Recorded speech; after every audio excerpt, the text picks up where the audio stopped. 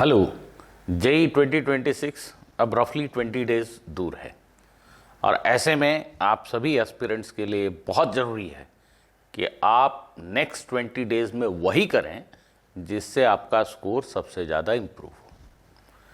इसको अगर हम स्टैटिस्टिकली करने जाएंगे कि पिछले 5 साल के PYQs के एनालिसिस में ये निकल कर आया है कि हीट एंड थर्मोडायनेमिक्स के बहुत क्वेश्चन पूछे जाते हैं, तो चलो हीट एंड थर्मोडायनेमिक्स पढ़ लेते हैं। या मॉडर्न फिजिक्स छोटा टॉपिक है और उसमें बहुत क्वेश्चन आते हैं, इसलिए चलो मॉडर्न फिजिक्स पढ़ लेते हैं। तो ये शायद सबके लिए सही नहीं है। क्यों, वो भी आप मेरी बात को सुनकर समझ जाएंगे।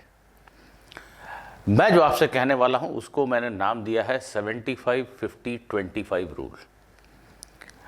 आप किसी भी चैप्टर को जब आप रिवाइज करने बैठते हैं, पढ़ने बैठते हैं, उस चैप्टर से आए हुए जेई मेंस में 15 से 20 क्वेश्चन की PYQ का सेट ले लीजिए।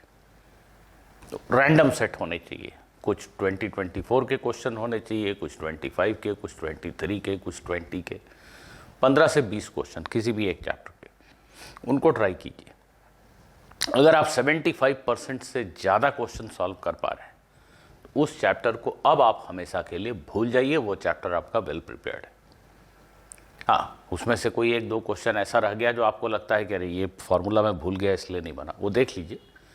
बट उसमें जो 1-2-3 क्वेश्चन आपको दिखेंगे जो किसी साल में बहुत कठिन वाले आए थे, वो आप नहीं कर पा रहे हैं, तो उसको देखकर डिजेक्टेड होने की ज़रूरत नहीं है। उसको छोड़कर आगे बढ़िए।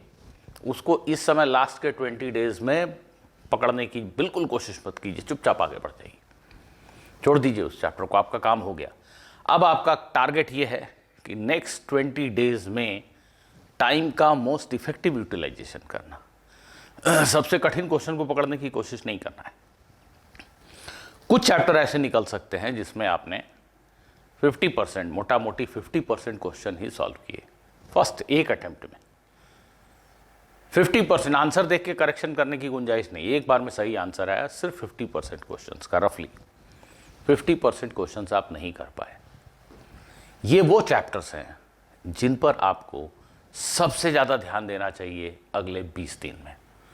हीट एंड थर्मोडायनेमिक्स में पिछले सालों में कितने क्वेश्चन आए हैं या मॉडर्न फिजिक्स में कितने क्वेश्चन आए हैं, इसके पीछे भागना बेवकूफ़ी है। आप अपने स्ट्रेंथ और वीकनेस के हिसाब से काम कीजिए।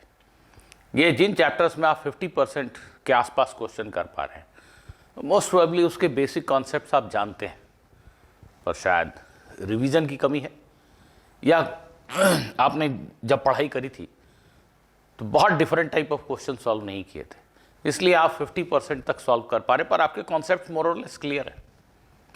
ऐसे चैप्टर पे काम कीजिए, इसमें थोड़ा समय दीजिए, कुछ क्वेश्चंस बनाइए, कॉन्सेप्ट्स पढ़िए, कॉन्सेप्ट वीडियोस देखिए या बुक पढ़िए। ये सबसे कारगर होगा, इसमें आपके मार्क्स सबसे ज़्यादा इंप्रूव होंगे। अब कुछ चैप्टर्स ऐसे भी होंगे, डेफिनेट सबके नहीं होंगे, मेरे इस चैनल पर तो शायद बहुत कम लोगों के होंगे, बट कुछ के तो ऐसे होंगे जिनमें वो 25% के आसपास भी नहीं कर पा रहे। ऐसे चैप्टर्स को इस समय तो छोड़ देना ही बुद्धिमानी है। भले ही उससे पास्ट में बहुत क्वेश्चन आए हों, बट अगर आप 25% क्वेश्चन भी इस समय नहीं कर पा रहे हैं आज की डेट में, तो बेहतर है कि उस चैप्टर को छोड़ दें। इसमें सिर्फ एक ही एक्सेप्शन ले सकते हैं आप। अगर कोई मेमोरी बेस्ड चैप्टर है केमिस्ट्री वगैरह का और आपने प्लान ही कर रखा था कि आप उसको आखिरी के कुछ दिन में बिल्कुल पढ़ाई करेंगे जोर जोर से, तो उन चैप्टर्स को आप ले सकते हैं। अदरवाइज आप चैप्टर्स को छोड़ दें, उन चैप्टर्स को, यही अच्छा रहेगा। वो चैप्टर्स जिसमें आप 50-60% क्वेश्चंस कर पा रहे हैं उन पे वर्किंग कीजिए, आपको सबसे ज़्यादा फायदा होगा। मेरे इस मेथोडोलॉजी के 2 फायदे हैं।